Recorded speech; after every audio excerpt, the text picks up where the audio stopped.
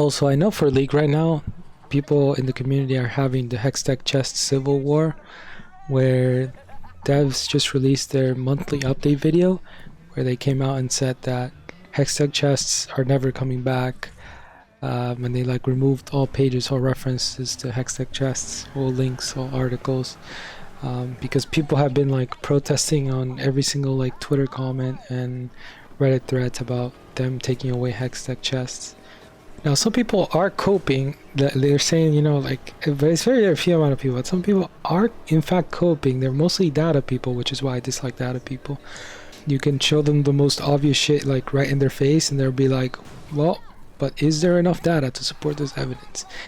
And, you know, they'll say, like, well, you know, does Riot have any data to support removing Hextech chests that have been in the game for 9 years, by the way? And they're now claiming that it's no longer sustainable long-term XD.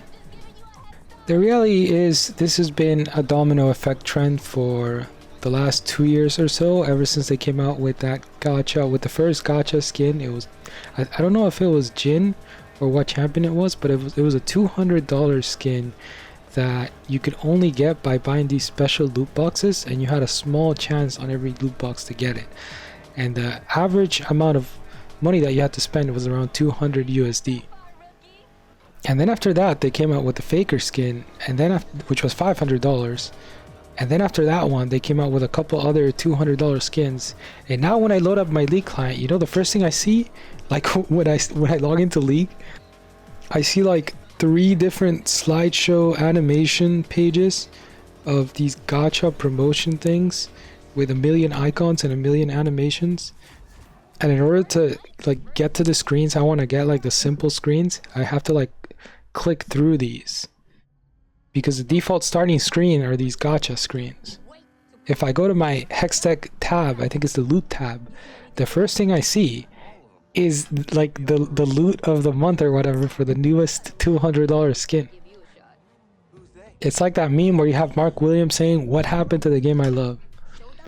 And I hope people learn from this, because if you haven't connected the dots already, you know, all the people defending the $200 and $500 skins, all the people defending their friends buying it and all this stuff and saying, "Oh no, don't bully my queen, you guys are, you know, it's fucked up if you like say anything against like people buying these skins."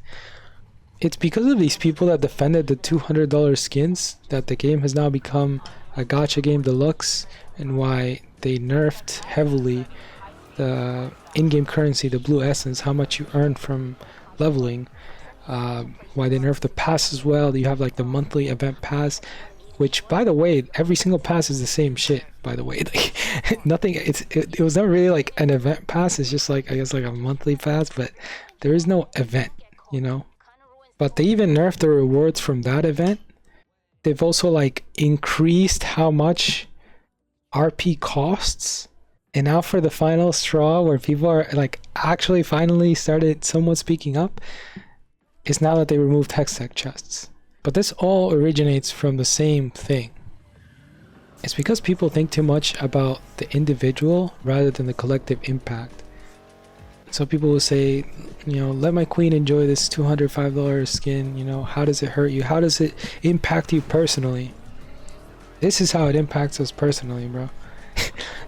Since people didn't protest enough against the gacha skins, since people didn't bully enough other people, their friends, for buying these skins, the result is now that League is filled with $200 skins, and they've completely nerfed like every single free reward that exists to the ground. Which, by the way, if you compare it to other games, League's reward system before all the nerfs was already really bad in comparison. You were getting anywhere from like 1/3 to 1/5 of the value as if you played something like Fortnite or Marvel Rivals and you bought their pass. Or the skins as well, you also got more value. I mean, everything, you just got more value in every other popular game. And this was not hard to imagine, by the way. I remember making like a couple of tweets about this. I was like, you know, immediately like, bro, like I remember saying that like the way this would turn out is that, you know, in a few years the whole game would just be like filled with these $200 skins, and that's almost exactly where we are right now. I mean, it's not completely filled with these skins, but you can't even log into the game without being bombarded by all these gacha skins. Now imagine if people were initially very against the very first $200 skin. You know what would have happened? Riot would have had to gone back to making like high quality skins for less money.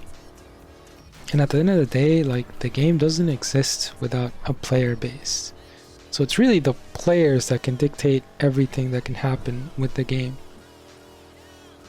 I think in a way too is because like in 2010 to like 2013 or something, I played Call of Duty, and I've also played Yu-Gi-Oh, and I've seen how terrible these games have turned out over the years, with like crazy power creep and inflation and all these problems, all the cosmetic loot box stuff as well.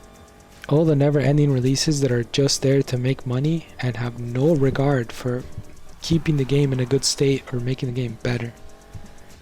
Because if your focus is on keeping or improving the game, the player base and the sales will just naturally come. It's the same thing in League, and I think for most things in life, like in League, if you just focus on improving at the game and not on getting elo, by focusing on your mistakes and focusing on improving, the elo will naturally come to you. But if you just focus on like winning or losing or getting elo, like, it becomes a lot more difficult for you to improve because you're not really looking at your mistakes as hard as you should. So this is just to say that for a product or service to sell well, you just gotta make it good, improve it, and you know, any change you make has to keep in mind like the state of the game or product or service. Because as soon as you start making things that are just there just to make money, like, you end up fucking up the game. I know it's a bit of a tangent, but it's like the same idea with Yugi and Call of Duty. Yugi right now, for the people that aren't up to date, is a 2-turn game. Okay, the entire game ends in 2 turns, and every turn lasts like 10 minutes. And whoever goes first is basically just playing solitaire. They're like summoning their entire deck. You know, they start with 40 cards in their deck. By the end of the turn, they have like 10 cards in their deck because they've summoned the entire thing, and they end up with like 4 boss monsters. And on the receiving end, for the opponent's turn, you either have a bunch of hand traps, which are traps that can be activated from the hand, which, by the way, defeats the entire purpose of a trap card, right? But like, okay, you have these hand traps, you either drew them and stopped every single combo that your opponent tried to start, so basically you didn't let them play, or you didn't draw them and you just have to take the entire combo to the face. Compare that to how Yu-Gi-Oh used to be before, where it used to be like a back and forth. And one of the problems is people think anytime you bring up this criticism for Yu-Gi-Oh, they're like, oh, you're talking about like dinosaur era Yugi? Bro, I'm not talking about dinosaur era Yugi. I'm talking legit about Xyz era Yugi. In the Xyz era, for like 90% of that era, you still had a good back and forth in duels. The game didn't end in 2 turns. You had like multiple turns where you played. And that's what a card game should be. It should be like a back and forth. I do something, then they do something. Then I do something, they do something. And you go at a decent pace. But as soon as like pendulums came out, that shit went out the door. It just became way too crazy. You literally, like, you could summon your entire hand in 1 turn. And that's what the game's become. And then in Call of Duty, I mean, if you've just seen the footage, the movement, just like, I don't know what the fuck is happening with the movement. It's as if the game has no physics at all. Like, it's as if someone like turned the physics stuff off, and you just go extremely fast. Like, you press forward, you like zoom at, 10 times the speed of Usain Bolt. You go to like the left, 10 times the speed. You're like sliding, diving, jump. It's like, bro, what the fuck am I watching? Like, I'd rather play Battlefield than Call of Duty, which is crazy. Because if you thought about it, back in the day, like, Battlefield was like the resident sleeper, like, what the fuck type of game. This shit is way too slow, the map is too big. But Call of Duty has had no regard for the balance of the game and just make everything way too crazy, to the point where I actually prefer Battlefield than Call of Duty. Who would have ever thunk? So yeah, just to round it out, always think about how something in the future affects the collective, and don't think too much about like, oh, how does this affect you personally? Oh, how does this, oh. It's like, bro, everything affects everyone if it's public. And yeah, don't let shit through like this where like they just release a $200 skin and everyone's like, oh yeah, bro, it's fine, it's a collector's item, bro. All the brokies complaining about the $200 skin, Klugi. So yeah, just understand Riot is greedy as fuck, and they've been pushing the boundaries of what they can do, what they can get away with. And as soon as people defended the gacha skins, that was just like opening the doors, opening the gates for Riot Games to nerf all the free rewards, all the blue essence, all the event passes, remove Hextech chests, release more gachas, spend all their like development team and everything like spamming your homepage with all these animations. So yeah, anyways, let me know what you guys think in the comments down below. Please rate, comment, and subscribe, and I'll see you guys in the next one. Peace.